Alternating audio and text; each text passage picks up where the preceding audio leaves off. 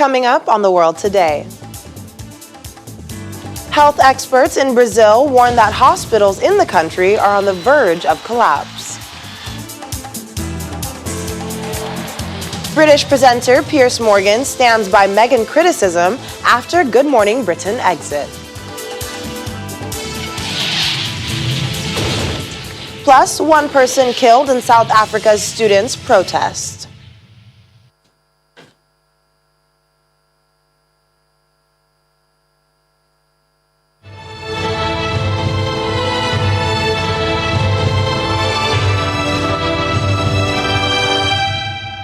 Hello and welcome to the program. I'm Akaite Afia. We begin today in Brazil, where the country's leading health institute, Fiocruz, has warned that the health systems in most of Brazil's largest cities are close to collapse due to an increase in COVID-19 cases. The institute says more than 80% of intensive care unit beds are occupied in the capital's 25 out of Brazil's 27 states. Experts are warning that the highly contagious variant in Brazil may have knock-on effects in the region and beyond. Here's more on this and other stories in our global COVID-19 update. Brazil's health ministry says the country registered 1,972 new COVID-19 deaths in a single day on Tuesday. The country has the world's second highest death toll over the past year after the United States. However, the president has played down the gravity of the novel coronavirus and questioned a rush for vaccines. The federal government has been slow to purchase and distribute vaccines, but Rio de Janeiro-based research institute Fiocruz is warning that a growing number of cities risk a collapse of their health systems. The European Commission says it has reached a deal with drug makers Pfizer and BioNTech for the supply of an additional 4 million COVID-19 vaccine doses to be delivered this month. The doses to vaccinate 2 million people will be supplied in addition to the planned deliveries to tackle virus hotspots. The Commission says Pfizer and German partner BioNTech vaccine, which won EU approval in December, has proven to be highly effective against all currently known variants of the coronavirus. In Asia, Pakistan has rolled out a COVID-19 vaccination drive for citizens above 60 years of age as the country grapples with hesitancy to get the shots, even among health workers. According to a survey released last week, nearly half of healthcare staff had concerns over China's Sinopharm vaccine, which is the only one available in Pakistan for now. The poll of 555 medical workers conducted by Gallup Pakistan and a physicians association found that many health workers would prefer other vaccines. Pakistan has not secured any supplies from vaccine manufacturers and is largely depending on the Gavi WHO COVAX initiative for pollination and donations from old ally China. I was a bit scared before the vaccination, but my friends advised me to go and get vaccinated, saying it has no side effects or harm. Some of my friends were here along with me. I saw them getting vaccinated, and I got vaccinated myself, and there was no problem at all. Meanwhile, the Chinese mainland has reported 5 new confirmed cases of COVID-19, all of which were imported. That's according to the latest data released by the National Health Commission on Wednesday. 2 of the imported cases were reported in Shanghai and 1 each in central China's Henan province, South China's Guangdong province, and northwest China's Shanxi province. No new deaths were reported. In the meantime, Britain's Prime Minister Boris Johnson has rejected an assertion by European Council President Charles Michel that Britain has banned exports of COVID-19 vaccines. He says his government opposes vaccine nationalism in all its forms. While addressing Parliament during the weekly Prime Minister's question session, Mr. Johnson used his introductory comments to correct Mr. Michel's suggestion and asked the chamber to join him in rejecting it. A senior EU diplomat in London was summoned to the British Foreign Ministry on Wednesday as the two sides traded barbs over the vaccines, the latest in a series of disputes that threatens post-Brexit cooperation. This party of the NHS is on target vaccination program with over 22.5 million people now having received their first dose across the UK. We can also be proud of the support the UK has given to the international COVID response, including the £548 million we've donated to COVAX. I therefore wish to correct the suggestion from the European Council President that the UK has blocked vaccine exports. Let me be clear, we have not blocked the export of a single COVID-19 vaccine or vaccine components. This pandemic has put us all on the same side in the battle for global health. We oppose vaccine nationalism in all its forms. I trust that all sides of the House will join me in rejecting this suggestion and calling on all our partners to work together to tackle this pandemic. Still in Britain, the country's $32 billion test and trace system has not made a clear impact on the COVID-19 pandemic. Now, that's according to the Parliament's Public Accounts Committee, which criticized the unimaginable cost of the program. Prime Minister Boris Johnson last year promised a world-beating test and trace system as a part of the route out of the pandemic. But it has taken the successful development and deployment of vaccines to let the government plot a definitive route back to normality. The Public Accounts Committee says that the test and trace had cost £23 billion so far, but has not yet achieved a key goal of avoiding a cycle of national lockdowns. No, I would just say that 1.5 million tests been done yesterday, and the team have built this testing capacity from nothing a year ago, and so they've done an amazing job. And NHS Test and Trace is an absolutely essential component in the fight against COVID. We're hitting all of the targets that SAGE set us, and as we speak today, we're providing an extra layer of security and confidence as our children go back to school, as our loved ones are able to visit their relatives in care homes once again. We're providing that absolutely essential service as we come out of lockdown. In the meantime, Prince Harry and Meghan's TV interview, in which they talked of racism, neglect, and disputes inside the royal family, remains one of the top talking points for Londoners. Around 40 hours after the interview aired, Queen Elizabeth issued a statement to say the royals were saddened by the challenging experiences of Harry and Meghan, and promised to privately address revelations about a racist remark about their son. Experts believe the monarchy, headed by the Queen, will try to ride out the turmoil and then quietly reform, as it did in the abdication crisis of 1936 and in the aftermath of Princess Diana's death in 1997.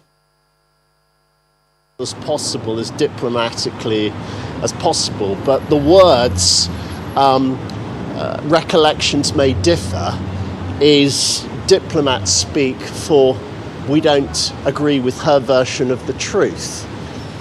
That is what she is saying.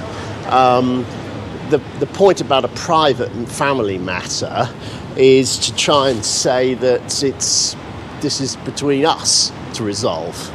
My view from day one has always been Prince Harry made a colossal mistake marrying a woman who is unsuitable to have entered the royal family, and I don't want to sound like a snob, but in America they would say she's from the wrong side of the tracks. It's wealthy people complaining about other wealthy people whilst, we're all struggling with lockdown. It just seems a bit out of touch, I understand she's going through some really tough times, but we're all sort of going through some tough times as well. It's really, really bad, like the racism inherent in our society everywhere, and needs to be called out. But at the same time, there's lots of other things that we need to worry about. Well, British TV presenter Piers Morgan says he stands by his criticism of the Duchess of Sussex, as ITV's Good Morning Britain aired for the first time since his departure. Morgan left the show on Tuesday after saying he, quote, didn't believe a word Meghan said in her interview with Oprah Winfrey.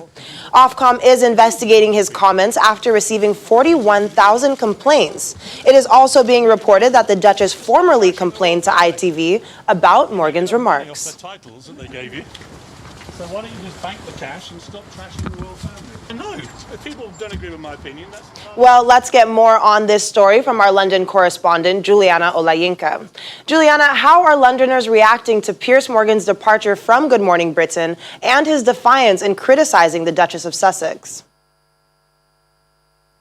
Good afternoon. We've pretty much heard it, haven't we, from those two pretty controversial vox pops you just played. It's difficult. I think the nation is pretty much split down the middle, and the only way you can really gauge what people are thinking is from social media. But I think we all know that you can't really take everything you read on social media seriously, because that's got people in the trouble before. I think Piers Morgan, whether you love him or loathe him, was a ratings winner for ITV. They were a broadcaster that pretty much struggled before he came to breakfast TV. The BBC had completely wiped the floor of them when it came to ratings.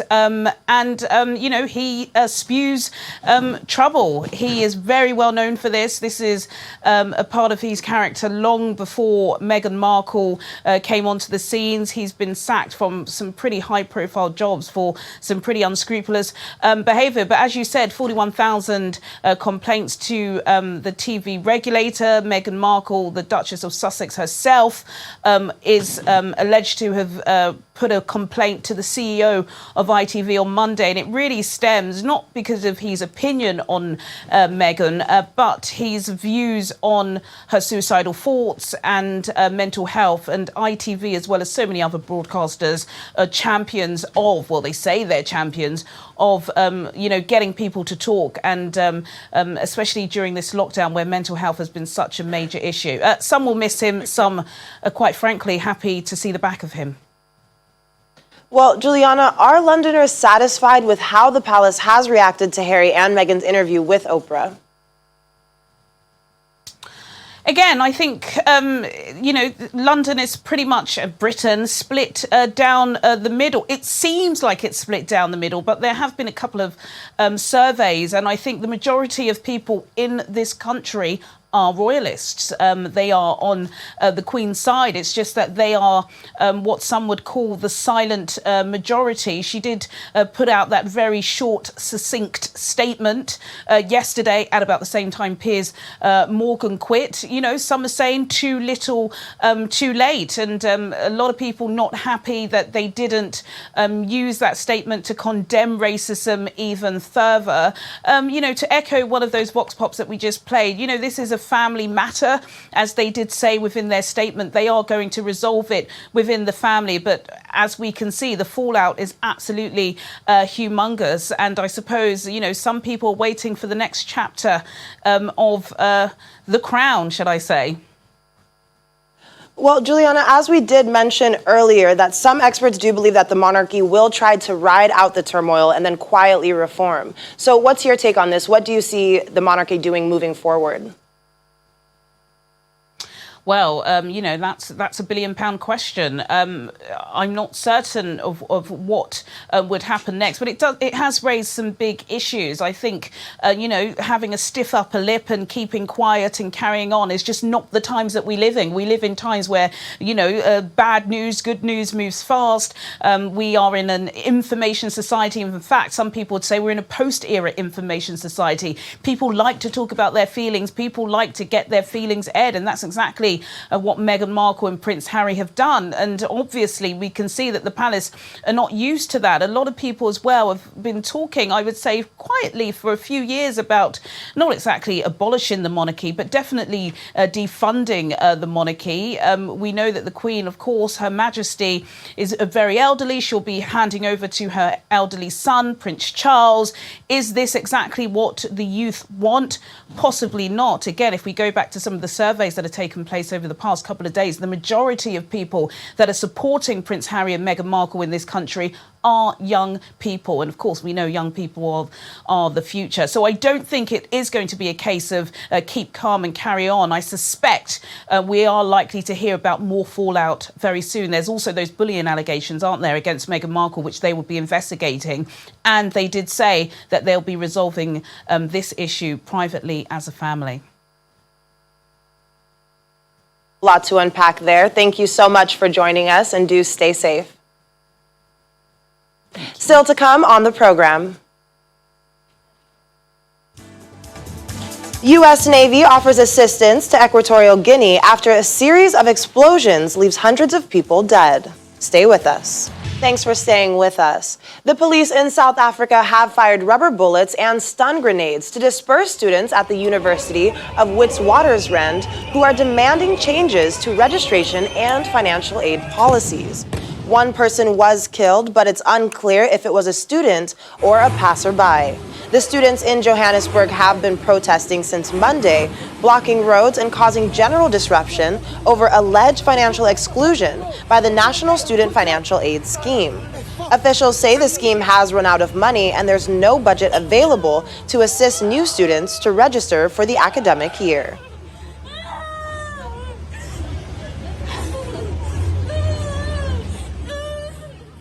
The U.S. Navy says it will provide assistance and coordination with an international community to help Equatorial Guinea after a series of explosions at a military barracks killed at least 105 people. At least 615 people were injured in the blast on Sunday, which started with a fire at the Antoma military base in the coastal city of Bata. President Teodoro Obiang Nguema has attributed the accident to negligence related to the handling of dynamite.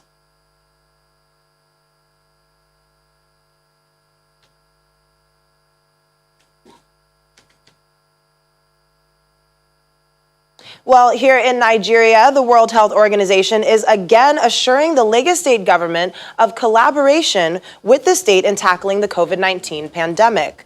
The WHO representative to Nigeria, Dr. Walter Mulombo, stated this when he paid a courtesy visit to Governor Babajide Sanwo-Olu at the government house in Alausa, Ikeja. Dr. Walter Mulombo says the rollout of the COVID vaccine will help revive the nation's economic activities. While Governor Sanwo-Olu confirms that a strategy for vaccine distribution is already in place and assures residents of rolling it out before the end of the week.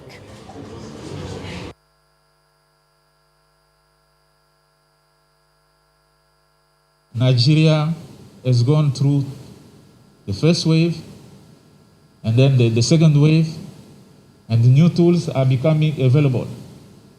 This year is about COVID-19 vaccine. But not only COVID-19 vaccine, but also stimulus to economic development.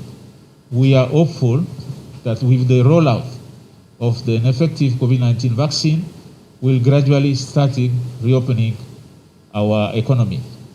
So we look forward to that leadership that Lagos State have shown in the early phase of COVID-19 response.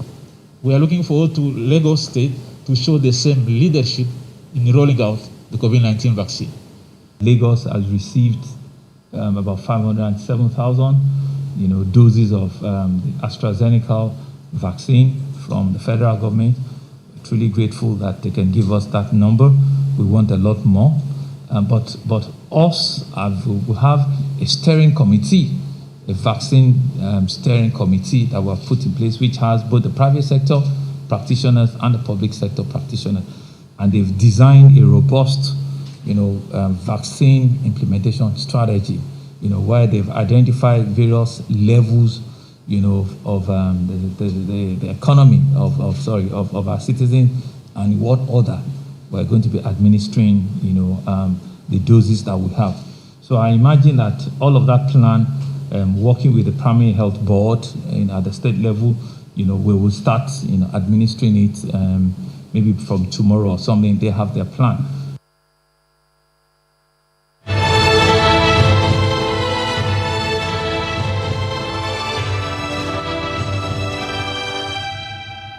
The UN mission in South Sudan is celebrating with the people of South Sudan and advocating for equal rights for women in the world's newest country, which continues to suffer from conflict, death, and massive displacement years after civil war has ended. 2 young female musicians are lending their voices to call for equal gender rights.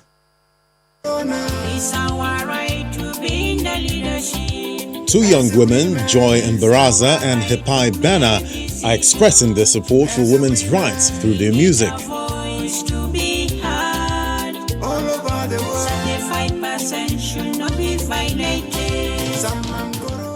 There are some things women look into it critically in a different way that men cannot do. So they are great influential. That's why I say women must be part of decision making. And also, women, they don't jump into making decisions. They first analyze.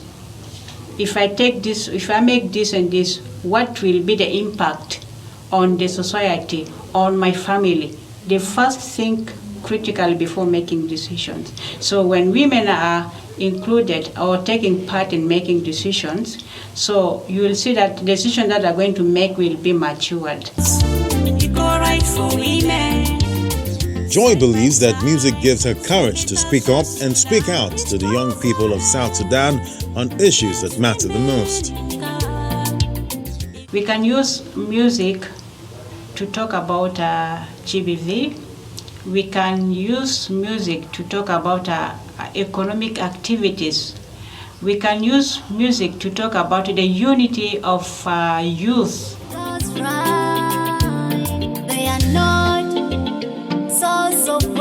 Similarly, Hipai Bena, the South Sudanese singer, was once forced by her family to get married when she was only 17. Today, Hipai is a staunch advocate for girls' education and equal rights. He draws on her own experiences to reach people through her songs. Please, I'm very sorry, but now really I'm not ready for marriage. I'm not ready for anything. If I don't wish for any man now to ask me for my hand in marriage. So it brought a little bit of conflict. So that's why I also took it as an advantage to use it in my verse to say ladies are not source of wealth. They are not source of income.